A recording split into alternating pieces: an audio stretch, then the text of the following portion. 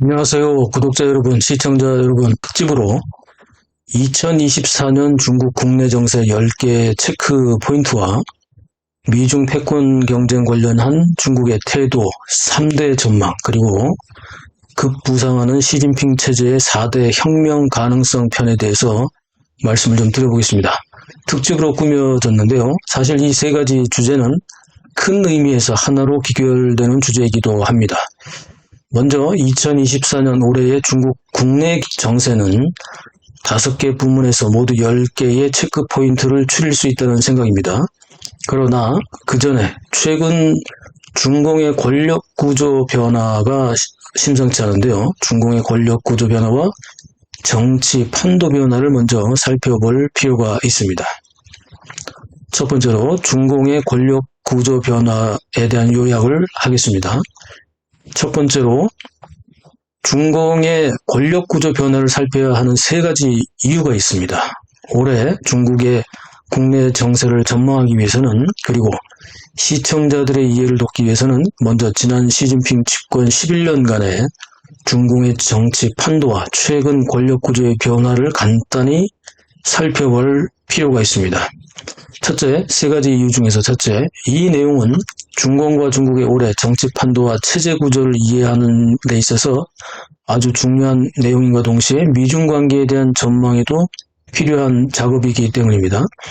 두 번째 이유는 이 내용은 시진핑 3기 시작에서 시진핑에 의해 전격적인 발탁인사로 조명을 받았다가 역대급 인사 참사로 기록된 친강 외교부장과 리샹후 국방부장의 장관 임명과 국무위원 초특급 승진, 그리고 동시에 초특급 해임 숙청을 이해하는 데 도움이 되는 작업이기도 합니다. 이 역시 올해 미중관계에 대한 중공의 고민을 엿볼 수 있는 작업이기도 한데요. 세 번째 이유는 시진핑과는 인연이 없었지만 해군 사령관이었다가 역시 전격적으로 발탁된 동준 신임 국방부장의 임명에 대한 의문점도 어느 정도는 해소할 수 있습니다. 이 동준의 국방부장 임명은 남진아해와 대만 해협 장악을 위한 표면적인 의도도 있긴 하지만 군부에 대한 시진핑의 불신과 함께 시진핑에 대한 군부의 불만이 또 그 이유가 되기도 합니다. 서로 불신과 불만이 있는 거죠. 이는 동시에 시진핑의 권력 장악력에 대한 전망도 살펴볼 수 있는 작업이기도 합니다. 자, 두 번째로 시진핑의 권력 장악이 새롭게 부상하는 정적 그룹에 대해서 좀 정리해 보겠습니다. 2012년 말 18차 당대회부터 시작된 시진핑 1기와 2017년 말에 19차 당대회 2기, 이렇게 해서 10년간 중공의 당내 권력 투쟁은 사실상 시진핑 파벌인 시자진파라고 하죠. 이 시자진파가 장쩌민의 상하이방과 후진타오의 공청단파를 개별 격파하면서 완전히 제압했습니다. 그리고 2022년 말 20차 당대회를 통해서 시진핑 3기가 시작되면서 시진핑 친위대가 중공의 최고 권력기구인 당 중앙정치국 7인 상무위원회를 전부 장악했는데요. 그러나 시진핑 친위대 1세의 권력 장악에 대해 반기를 들기 시작한 것은 몰락한 상하이방이나 공청단파가 아닌 각 파벌에 공동으로 속하기도 하고 정치와 군사 분야 이외에도 국영기업이나 경제 분야, 학계, 사회, 문화계 등의 광범위하게 퍼져 있는 소위 혁명 후예들을 지칭하는 태자당 그룹입니다. 시진핑은 지난 10여 년간 무려 500만 명이 넘는 중공의 당직자와 중국의 관료들을 일명 호랑이와 파리 때려잡기 부패 척결 명목으로 숙청을 해왔습니다. 특히 시진핑 2기가 시작된 2017년부터는 매년 평균 50만여 명의 중공 당직자들이 공산당의 규율 위반으로 숙청되었는데요. 이는 후진타오 집권 10년 기간이었던 2002년에서 2012년까지의 매년 평균 숙청의 4배가 넘는 숫자입니다. 물론 여기에는 전부 다 이 50만 명에는 하급직도 포함됩니다. 패자당이 특별히 파벌을 형성하고 있지는 않습니다. 그런데 시진핑 3기가 시진핑의 친위대 일색으로 권력이 몰리면서 태자당 소속의 혁명 후예들이 시진핑과 시진핑 친위대들의 권력 독점에 반발하기 시작하고 있습니다. 게다가 작년부터 시진핑 친위대들이 중공 권력 투쟁과는 거리가 멀었던 태자당 그룹까지도 숙청대상으로 삼기 시작하면서 태자당 그룹에 속한 혁명 후예들이 결집하기 시작했습니다. 태자당이 차지하고 있는 중공의 당직은 정치와 군사 분야 이외에도 금융, 식품, 건강의료, 반도체, 체육 등의 각 분야에 설치한 공산당 조직의 책임자들입니다. 이들은 시진핑이 장쩌민의 상하이방과 후진타오의 공청단과의 권력 투쟁 당시에 시진핑과 같은 태자당 출신이라는 명목으로 시진핑을 지지했었는데요. 숙청의 칼날이 자신들을 향하기 시작하자 이에 대해 반발하기 시작한 것입니다. 이에 대한 상세한 내용은 따로 방송 주제로 준비하겠습니다. 세 번째로 시진핑 친위대 6+1 그룹 내부에 과열되는 충성 경쟁입니다. 시진핑 친위대는 시진핑과의 각기 다른 인연을 중심으로 모두 6개의 그룹으로 구성되어 있다고 볼 수 있는데요. 영향력 순서로 보자면요. 시진핑과 복건성에서 함께 근무했던 복건방, 절강성에서 함께 근무했던 절강방, 상해에서 함께 근무했던 신상해방, 섬서성, 감숙성, 령하 회족자치구 지역에서 시진핑과 과거에 인연을 맺었던 섬감령방, 중앙당교 교장을 했던 시진핑과 인연이 되는 중앙당교 출신의 중앙당교방, 그리고 시진핑이 박사 학위를 받은 청와대 출신의 청와방이 있습니다. 여기에 플러스 원은 시진핑의 부인인 펑리위안의 고향 출신들로 구성된 산동방이 최근 추가되고 있습니다. 이 산동방 출신들은 사실 시진핑과는 직접적인 인연은 없고요. 부인인 펑리위안의 고향인 산동성 출신으로 펑리위안의 추천에 의해서 시진핑 친위대에 소속되고 있는 그룹입니다. 따라서 시진핑과의 친분을 인연으로 중심으로 구성된 시진핑 친위대는 6+1 그룹 형태로 볼 수 있는데요. 시진핑에 대한 충성 경쟁은 3기 출범과 함께 시작되었습니다.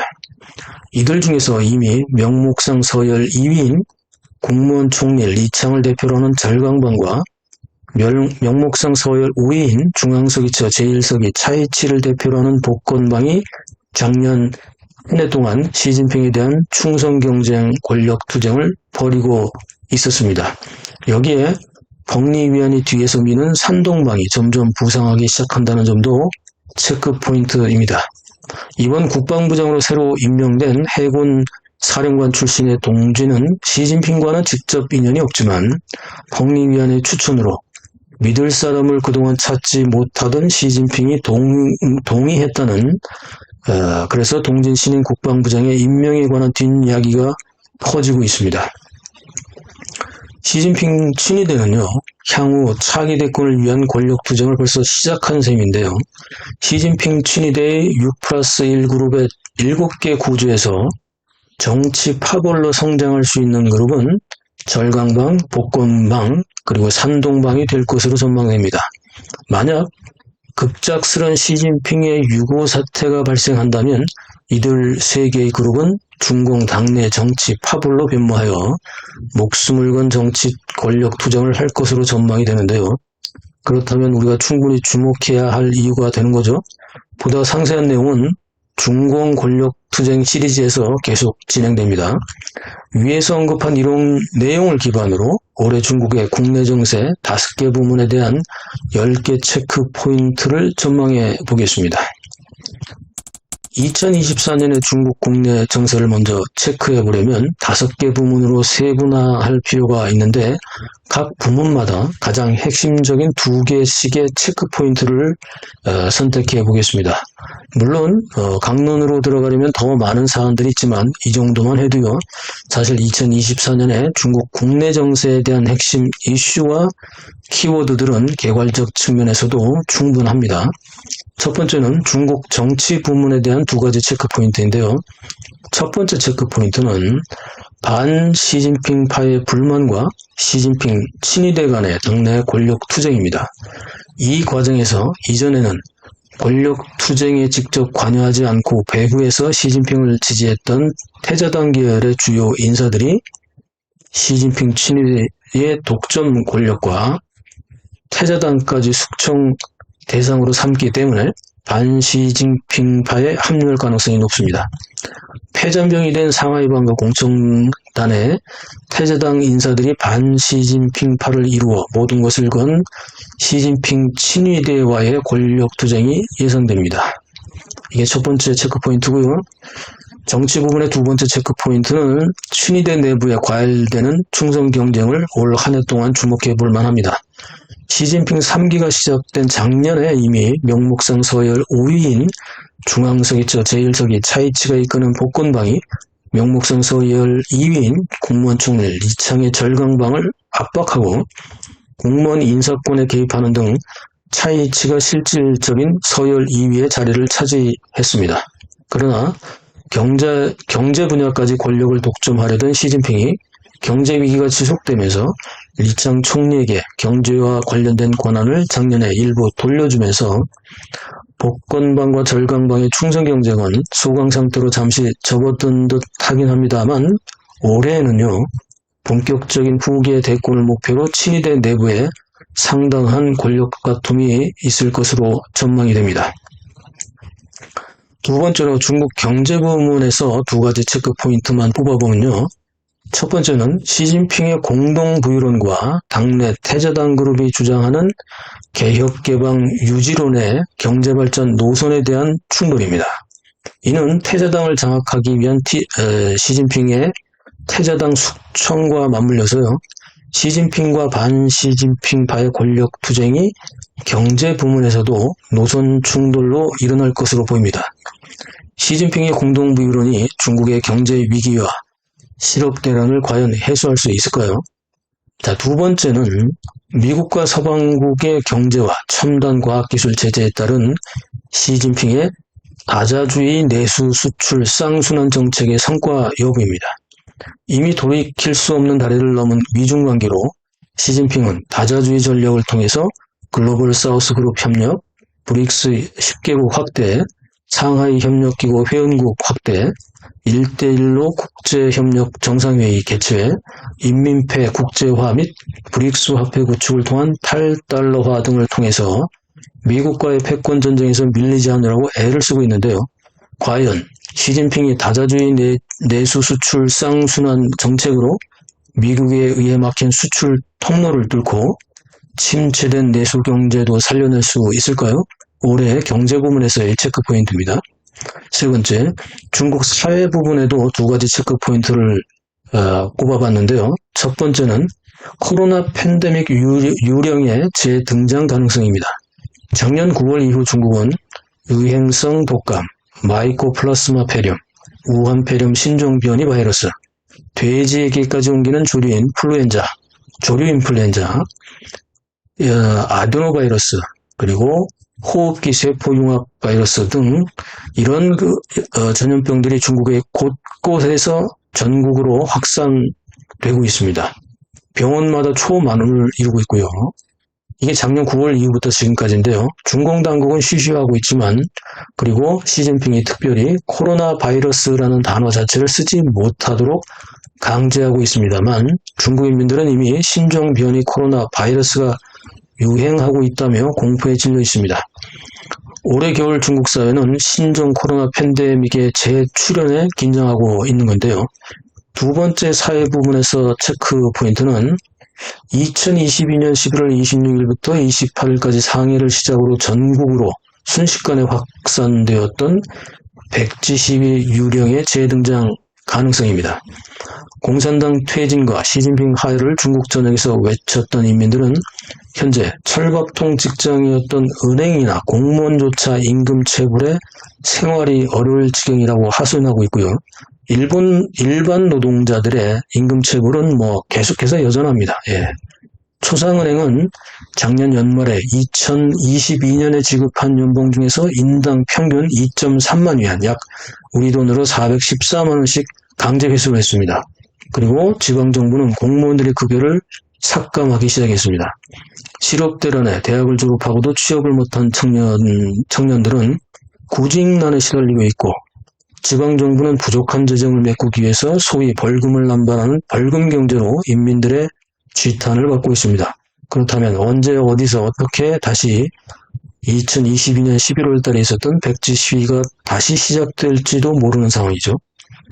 네 번째로 중국 외교 부문에서 두 가지 체크 포인트를 꼽아 보겠습니다. 올해 외교 부문에서는요, 첫 번째는 실패한 늑대전사 외교의 강화입니다. 실패했는데 더 강화죠. 시진핑 3기 출범에서 늑대전사 외교를 더 강화해 나가야 한다고 발언했던 시진핑은 2024년 신년사에서 조국의 통일은 필연적이라고 강조했습니다. 영토 주권과 해양 권익 수호 문제와 관련해서도 한 뼘도 예전에는 양보하지 말라고 했었는데, 시진핑은 작년 11월 29일 해안경비대 동중국해 지휘부를 방문한 자리에서는 한 뼘이 아니라 1mm라도 양보하지 말라고 강조했습니다. 또한 작년 12월 27일부터 28일 이틀간 무려 5년 만에 열린 중앙외사공작위원회에서 대사들까지 소집해서 외교에 관해서 투쟁정신을 발휘하라고 지시했습니다. 이 고립을 자초했던 1:1 채무 외교나 이 1:1 채무 외교와 늑대전사 외교는 시진핑 3기에서 더욱 시진핑에 의해서 강화되고 있는 것입니다. 두 번째 우리가 봐야 할 것은 중앙외사공작회의에서요, 시진핑 외교 사상에 따른 외교 업무 진행을 결정한 것입니다. 이 5년 만에 열린 중앙외사공작회의에서 나타난 가장 특이한 점으로는 이 시진핑 3기 외교의 방향을 읽을 수 있는 아주 중요한 내용이 되는데요. 앞으로 외교 사안에 대해서 당중앙, 즉 시진핑의 지시에 따라야 하고 시진핑 외교 사상에 따라 모든 업무를 진행해야 하며, 그 누구도 이에 대해 논평하거나 당 중앙의 외교 정책에 대해 의문을 가지는 것을 불허한다, 이런 내용입니다. 야, 이거 대단하죠? 시진핑 신시대 중국 특색 사회주의 사상, 즉 시진핑 신사상은 이제 시진핑 경제사상과 시진핑 문화 사상에 이어서, 경제사상과 시진핑 문화사상에 이어서 시진핑 외교사상까지 출연했습니다. 참고로 12월 29일 시진핑은 중앙외사공작회의에 참석한 대사들을 접견한 자리에 왕이 외교부장 겸 중앙정치국 위원과 차이치 중앙서기처 제1서기를 대동했습니다. 복건방의 수장인 차이치 서기가 명목상 서열 5위이지만 이미 실질적인 2인자로 부상한 것이 여러 상황으로 체크되고 있습니다. 작년에 러시아 방문 때도 차이치가 대동했죠. 다른 특이한 사항은 이번 회의에서 참석자 모두는 종이와 필기도구 지참을 금지당했는데요. 시진핑 외교 사상에 따라 모든 것을 시진핑에게 보고하고 그냥 시키는 대로 하라는 것일까요? 다섯 번째로 중국의 양안 관계에 대해서 두 가지 체크 포인트를 보면요. 첫 번째는 이제 얼마 안 남았습니다. 2024년 1월 13일 대만의 대선과 총선 결과입니다. 명목상 서열 4위인 정혁 주석이자 중앙전면심화개혁위원회 판공실 주임 겸 중국 평화통일촉진회 회장인 왕후닝의 이번 대만 대선 개입 공작은 친중파 국민당 허위어이 신베이 시정을 밀다가 대만 청년들의 반감을 사서요, 집권당인 민진당의 라이칭도 후보에게 오히려 유리한 국면을 조성했다는 평가가 있습니다. 만약에 민진당 라이칭도 후보가 승리를 하면 중공의 명목상 서열 4위 상무위원인 왕후닝의 선거 공작 실패도 한 몫을 하게 되는 셈입니다. 두 번째는 미일 대만 플러스 오커스나 쿼드 등의 그룹과 이에 대항하는 중국의 대만 해협 주도권 쟁탈전입니다. 이 양안 관계에서 이게 제일 중요하죠. 시진핑은 올해 신년사에서 대만 통일은 필연적이라고 강조를 했고요. 작년 말 중앙 외사공작회의에서 시진핑 외교 사상을 강조하고 늑대전사 외교를 강화하라고 지시했습니다. 대만 무력 통일을 위한 대만 전쟁은 단지 시진핑의 선택만 남은 상황인데요. 게다가 새로 임명한 국방부장은 해군 사령관 출신의 동준이기 때문에 올해 양안 관계는 특히 긴장 국면이 더욱 심화될 것으로 전망이 됩니다. 대만의 민진당 후보가 대선에서 승리하면 미일 동맹과 연합하여 방위 전력을 수립하고 미국이 주도하는 오커스나 쿼드 그룹도 협력을 강화하면서 흡수 통일에 대한 방어를 하기 위한 전력을 강화시킬 걸로 예상이 되고요. 만약 국민당 후보가 대선에서 승리한다면 상대적으로 양안 관계는 중공의 주도하에 미일 양국의 영향력이 대폭 감소될 것이기 때문에 이번 1월 13일 대만 대선 및 총선 결과에 따라서 다시 올해 양안 관계를 그때 가서 다시 점검해야 할 것 같습니다. 자, 세 번째로 미중 패권 전쟁에 대해서 중국의 태도는 어떨까요? 세 개 부문에서 세 가지만 간단하게 전망을 해보겠습니다. 첫 번째는 군사안보적 측면인데요. 올해 미중의 무력 충돌 접점이 확장되면서 미중 무력 충돌의 가능성이 고조될 것으로 전망이 됩니다. 시진핑이 강조하는 시진핑 외교사상과 늑대전사 외교의 영토는 1mm도 양보하지 말라는 등의 강경 발언과 태도로 인해서요. 서태평양 해양 제해권에 대한 미중 패권 전쟁은 더욱 심화될 것입니다. 대만 해역과 남진해의 미중 갈등에 이어서 올해는 잠시 잠잠했던 센카쿠 열도 중일 분쟁과 함께 필리핀과 중국의 도서 분쟁에서도 이 미중 충돌의 수위가 점점 더 고조될 것으로 보입니다. 두 번째로 경제 안보적 측면에서 보면 미중 간의 경제 패권 전쟁, 중국의 공급망 붕괴와 글로벌 자원 확보 경쟁에 따른 미중 간의 경제 패권 전쟁은 올해 11월에 미 대선 결과와는 상관없이 계속해서 가열될 것으로 전망이 됩니다. 이 과정에서 시진핑의 당과 군부의 입지 불안과 중국 내 경제위기 해법 찾기가 난항에 이름에 따라서 중국의 대미 전략은 더욱더 강경일변도로 추진될 것으로 전망이 됩니다. 세 번째로 국제 정치적 측면에서 간단히 요약을 해보면 2018년부터 시작된 미중 무역 전쟁을 기점으로 심화되고 있는 미중 패권 전쟁은 진영 양국화를 가속화시키면서 신냉전 시대를 불러왔습니다. 지난 6년간의 미중 갈등은 이제 봉합하기 어려운 지경에 이르렀고 신경제안보를 토대로 첨단 과학기술과 관련된 공급망 전쟁과 자원 전쟁을 유발하고 있습니다. 중국의 대미 전략은 다자주의 양극 체제 고착화를 통해서 미국의 중국 봉쇄 전략을 돌파하고 있는데요. 중국은 기존의 북중러 북삼각, 글로벌 사우스 그룹, 브릭스 회원국, 상하이 협력기구, 1:1로 국제협력 정상회의 등을 통해서 대미 공세 협력을 더욱더 강화할 것으로 전망이 됩니다. 오늘의 네 번째, 시진핑의 5가지 통치 위기와 급부상하는 4가지 혁명 가능성에 대해서 말씀드리겠습니다. 첫 번째로 중국 내부에서 지적되고 있는 5가지 시진핑의 통치 위기에 관한 내용입니다. 첫 번째는 국제사회 고립 현상입니다. 서두른 미중 패권 전쟁으로 국제사회 고립을 자초했다는 것인데요. 이는 시진핑의 1인 천하 욕심과 군부의 오판에 따른 자만심이 미국과의 패권 경쟁을 서둘렀고, 그런데 막상 뚜껑을 열고 보니 미국의 국방력과 종합국력이 의외로 탄탄하고 중국은 오히려 그 반대였다는 거죠. 생각했던 것보다 중국이 너무 약했던 거죠.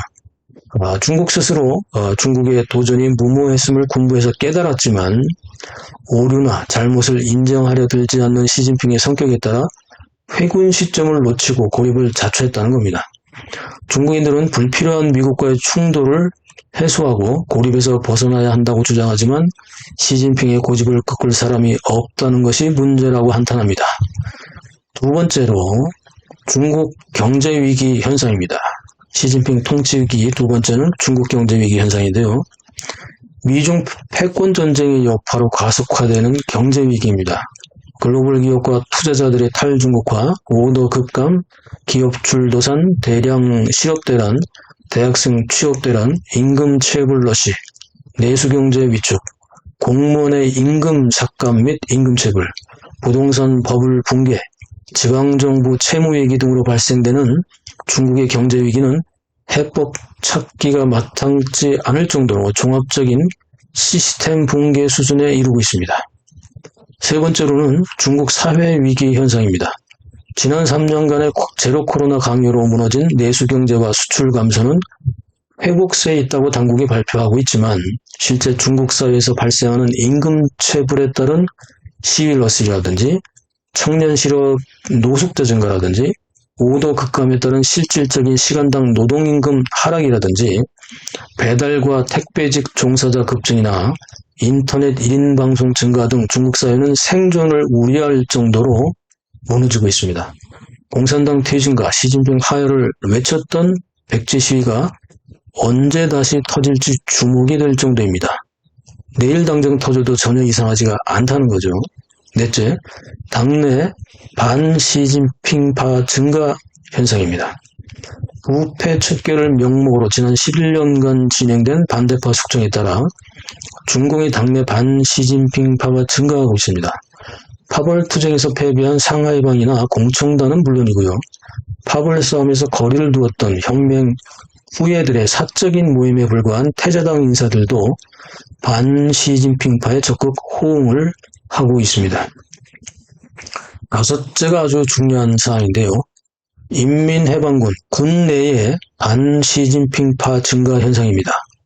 마오쩌둥이 권력은 총구에서 나온다고 했듯이 시진핑은 집권 11년 동안 군부의 물갈이를 주도했지만 최근에는 오히려 자신이 발탁한 군부 인사들을 숙청하는 단계까지 이르렀습니다.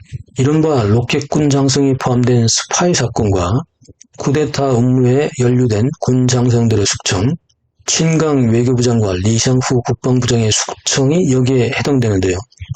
이들은 그러나 쿠데타나 스파이 제목이 아니라 단순 부패 척결이라는 명목으로 숙청되었습니다.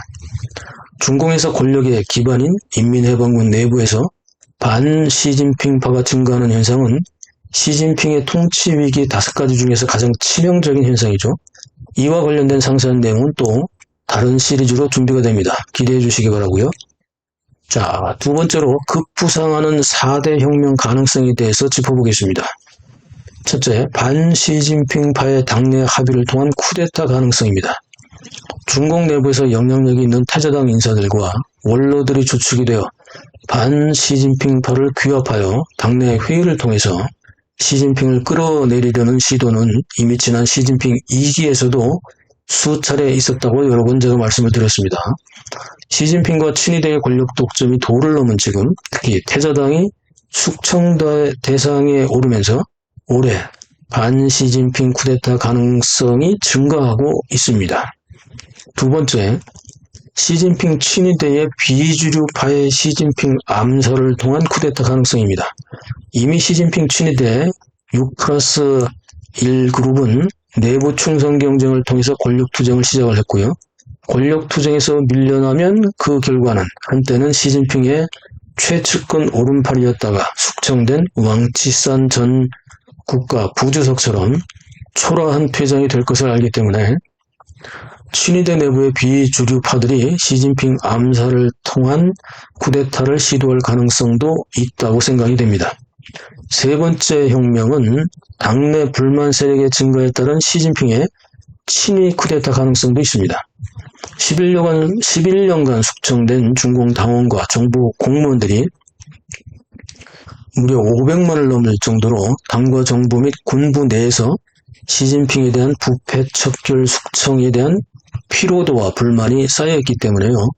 마오쩌둥 노선을 지향하는 시진핑은 구홍위병과 신홍위병 및 자신이 발탁한 신공청단을 동원해서 이른바 제2의 문화대혁명을 통한 친위 쿠데타로 자신을 반대하는 원로들과 반시진핑 세력에 대한 척결을 시도할 가능성도 있습니다. 네 번째로 중국 인민들의 백지 시위 혁명 가능성입니다. 2022년 11월에 백지 시위를 통해서 인민들은 중국 사회의 공통적인 불만과 미래에 대한 고민을 공유했습니다. 지금은 다시 중공의 사슬퍼른 위세와 강압에 의해서 단지 수면 아래로 잠시 잠재된 상태이지만 시진핑과 친위대의 권력 독점에 따른 광범위한 반시진핑 세력의 존재감도 공유되고 있는 상황에서 언제 다시 제로 코로나 봉쇄처럼 생존과 직결된 공통된 인식과 공동이익이 침해되는 사건이 터진다면 마치 청나라를 무너뜨린 신의 혁명처럼 중공을 무너뜨릴 갑진혁명 가능성도 없다고 할 수는 없을 듯합니다. 푸른 용의해 갑진년 새해를 맞이하여 2024년 중국 국내 정세 10개 체크포인트와 미중 패권 경쟁 관련 중국의 태도 3대 전망, 그리고 급부상하는 시진핑 체제 4대 혁명 가능성이라는 주제로 중국과 관련된 올해의 전망을 특집으로 정리를 해봤습니다. 이번 주제와 관련된 세부적인 내용들은 계속해서 몇 개의 시리즈 혹은 단편 주제로 정리하여 녹화방송이나 생방송으로 방송될 예정입니다. 올해도 믿고 듣는 팩트체크 채널 많이 응원해 주시고 새해 복 많이 받으시기 바랍니다. 의견은 댓글로 남겨주시고 구독 자동 취소 확인과 함께 SNS에 공유해 주시고 구독, 알림, 좋아요 눌러서 응원해 주시기 바랍니다. 감사합니다.